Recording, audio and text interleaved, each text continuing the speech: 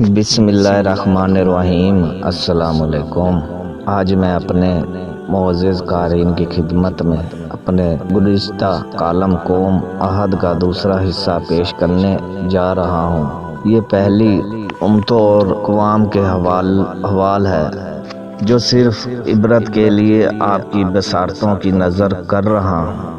اس سے یہ بھی معلوم ہوتا ہے کہ اللہ تبارک و تعالی جو کہ غفور الرحیم ہے اور تمام جہانوں کا خالق و مالک ہے، جب انسان مالک کی حکم عدولی اور ظلم و جور میں تمام حدوں کو پار کر لیتا ہے تو دست قدرت اس کے گرد اپنا شکنجہ کسنا شروع کر دیتا ہے، اور وہ مخلوق جس کو افتتاح اور سیس نوائی کے لیے پیدا کیا گیا ہے، جب اس کی گردن میں سریہ آتا ہے اور وہ معاذ اللہ اپنے خالق و مالک کی فرما برداری سے نکل کر غرور اور تکبر کو اپنی سرشش کا حصہ بنا لیتا ہے، تو قادر مطلوب کو یہ ناگوار گزرتا ہے، کیونکہ اللہ پاک کو غرور قطعی پسند نہیں ہے۔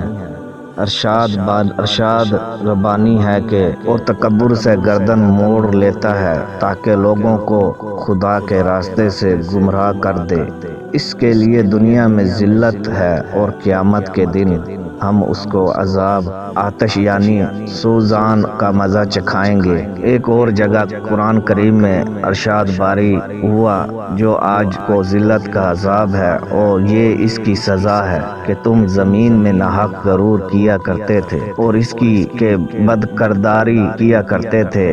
اس ساری تمہید کا مقصد آپ کو یہ باور کروانا ہے کہ دونوں جہانوں میں کامیابی اور کامرانی صرف خالق کریم کے سامنے جبین نیاز خم رکھنے میں ہی ہے۔ الغرض کہ جب قوم عہد نے یہ محسوس کیا کہ اب حالات کافی مشکل ہو گئے ہیں تو انہوں نے یہ محسوس کیا کہ اب قوم کے آقا بحرین کا ایک منتخب کردہ وفد بیت اللہ شریف جائے اور دعا کرے کہ اس مشکل اور عذاب الہی سے نجات ملے۔ پہلی امتوں کا یہ دستور تھا کہ کوئی مصیبت آتی تو اوپر والے خالق کائنات کو پکارتے اور جب پریشانی دور ہو جاتی تو پھر اپنی پہلی روشن پر پھر جاتے، یعنی بتوں کی پوجا شروع کر دیتے۔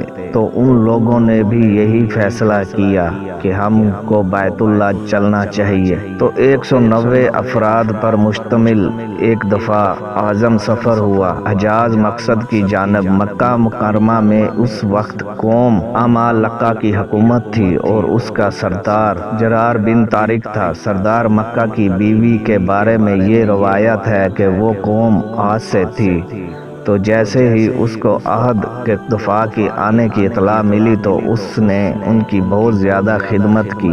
شراب و شہاب کی محفل سجائی گئی۔ حضرت امام طبری فرماتے ہیں، لکھتے ہیں کہ قوم عہد کا نمائندہ دفاع ان خرمستیوں میں ایسا مگن ہوا کہ اپنے آنے کا مقصد بھلا بیٹھا اور ایک ماہ عیش و عشرت میں گزار دیا۔ آخر کار سردار مکہ نے گانے ولیوں اور اپنی رقاصہ کے ذریعے ان کو اشارہ کیا، صورت میں پیغام دیا کہ ان کے آنے کا مقصد کیا ہے۔ ان کو جب یہ باور ہوا تو بھاگے بیت اللہ شریف کی جانب اور رو رو کر عرض کنا ہوئے اور متولی کعبہ کو دعا کی درخواست کی کہ بارش برسے اور خوشحالی کا یہ دور ختم ہو۔ ان کی دعا کے جواب میں ان کے سامنے حکم ربی کے مطابق ان کے سامنے 3 انتخاب رکھے گئے، چاہے تو سرخ بادل چن لو، چاہے تو سفید اور چاہے تو کالا سیاہ۔ ان لوگوں نے آپس میں مشورہ کیا کہ سرخ میں تو صرف ہوا ہوتی ہے، سفید خالی ہوتا ہے اور کالا بادل بارش سے لبریز ہوتا ہے۔ تو انہوں نے اللہ تبارک و تعالیٰ کو کالے بادل کی درخواست کی۔ ان کو حکم ہوا تمہاری درخواست قبول کی گئی ہے اور تم پر کالا بادل ہی برسے گا، بس جلدی سے اپنے علاقے کی طرف نکل پڑو۔ ان لوگوں نے خوشی خوشی تیاری کی اور اپنے علاقے کی طرف نکل کھڑے ہوئے۔ جیسے جیسے قوم عہد کا دفاع اپنے علاقے کی طرف جا رہا تھا، کالے رنگ کا بادل بھی ان کے ساتھ آگے بڑھ رہا تھا۔ حضرت ہود رضی اللہ تعالیٰ عنہ نے دفاع کی واپسی پر جب ان کے سروں پر منڈلاتا ہوا کالا بادل دیکھا تو سمجھ گئے کہ اللہ کا وہ وعدہ یعنی عذاب پورا ہونے کا وقت قریب آ گیا۔ پھر ایک دفعہ قوم کی اصلاح کے لیے قوم سے مخاطب ہوئے اور ان کو بتایا کہ یہ اللہ کا عذاب ہے، ابھی بھی سمجھ جاؤ۔ انہوں نے اپنی قوم کو اللہ کا فرمان سنایا کہ نہیں، بلکہ یہ اللہ کا عذاب ہے جس کی جلدی تم کر رہے تھے۔ یہ ہوا کا طوفان ہے جس میں دردناک عذاب چلا آ رہا ہے، وہ اپنے رب کے حکم سے ہر چیز کو تباہ کر ڈالے گا۔ مگر ان بادلوں کو بھی دیکھ کر جب قوم عاد نے توبہ نہ کی تو نبی اللہ حضرت ہود اپنے ماننے والے ساتھیوں کو ساتھ لے کر خطیرہ نامی بستی کی طرف ہجرت فرما گئے، جہاں پر اللہ نے حضرت ہود اور ان کے ساتھیوں کو محفوظ رکھا۔ جیسے ہی اللہ کے نبی نے ان کے درمیان سے ہجرت فرمائی تو عذاب شدت کی ابتدا ہو گئی، کالے بادل اور سیاہ ہوتے گئے اور کال کا طوفان برپا ہو گیا۔ قرآن کریم میں ارشاد باری تعالیٰ ہے کہ اللہ نے تیز آندھی کا یہ طوفان 7 راتوں اور 8 دن تک مسلسل جاری رکھا۔ اس بادل میں ایسی تیز و تند ہوا تھی کہ جس نے ان کو اٹھا مارا، ان کے گھر اجاڑ کر رکھ دیے۔ 60 ہاتھ کے قد آور افراد تنگے کی طرح ہوا میں اڑ رہے تھے۔ ہوا ان کے سروں کو اس زور سے ٹکراتی تھی کہ ان کے پیچھے بچے نکل نکل کر منہ پر لٹک گئے۔ بعض لوگ ہوا کی شدت اور طوفان سے بچنے کے لیے غاروں میں داخل ہو گئے، مگر ہوا اور آندھی کے عذاب سے وہاں بھی بس نہ ہوئی۔ ہواؤں بگولوں کی طرح غاروں میں گھستی اور ان کو اٹھا کر باہر لا کر پھینک دیتی۔ ان کی ہڈیاں چور و چور ہو گئی۔ ان میں سے کوئی ذی روح ایسا نہیں تھا جو اس دردناک اور ہڈیوں کو پاش پاش کرنے والے عذاب سے نجات پا سکے۔ جب وہ ساری مکرین واصل فی النہار والسکر ہو گئے تو اللہ تبارک و تعالیٰ نے ارشاد فرمایا کہ کیا کوئی بچا ہے؟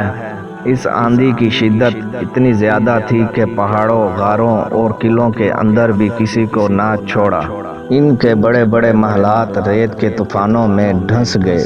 اتنا سخت عذاب تھا کہ عالمان الحفیظ تمام لوگ اور گھر ریت میں غرق ہو گئے، یہاں تک کہ اقاف کا وہ علاقہ جو کبھی جنت نظیر اور دل فریب ہوا کرتا تھا صحرا میں بدل گیا۔ حضور نبی کریم صلی اللہ علیہ وسلم نے ارشاد فرمایا، وہ آندھی جس کے ذریعے قوم عاد کو ہلاک کیا گیا، اللہ نے ان پر انگوٹھی جتنی جگہ کے برابر ہوا کھولی تھی۔ جب وہ ہوا پہلے دیہات میں گئی اور وہاں کے لوگ، مال اور مویشی کو اٹھایا اور زمین اور آسمان کے درمیان لے گئے، اللہ پاک نے قوم عاد جیسی بڑی قوم کو تباہ و برباد کر کے نمونہ عبرت بنا دیا۔ ایسی قوم جن کے جتنی قد آور اور تربیت قوم نسل انسانی میں نہ ان سے پہلے پیدا کی گئی اور نہ ہی ان کے بعد۔ اس سے یہ بات بھی بتانا مقصود تھی کہ جب کوئی قوم اللہ تعالیٰ اور اس کے انبیاء کے احکامات سے روگردانی کرتی ہے اور ان کا مذاق اور ٹھٹھا لگاتی ہے تو خالق مطلوب کی پکڑ بہت شدت ہے۔ پھر جب چکی چلتی ہے تو اتنا باریک پیس دیتی ہے کہ بس بھی باقی نہیں رہتا۔ اور لباب یہ کہ جب تم اللہ اور اس کے رسول کی نافرمانی کرو گے تو اللہ اس جگہ سے عذاب بھیجے گا جہاں سے گمان بھی نہ ہوگا۔ خود احتسابی ہم سب کے لیے بہت ضروری ہے، اور یہ کہ رحمت الہی کے ساتھ ساتھ جن کے ضمیر زندہ ہوں، کان رہا حق کی آوازوں کو سننے کی استطاعت رکھتے ہو، زبان لبیک کہنا چاہتی ہو اور قدم صراط المستقیم پر گامزن ہونے کی شہادت حاصل کرنے کی متلاشی ہو، راہ نجات انہی کا مقدر ٹھہرتی ہے۔ شاید کہ تیرے دل میں اتر جائے میری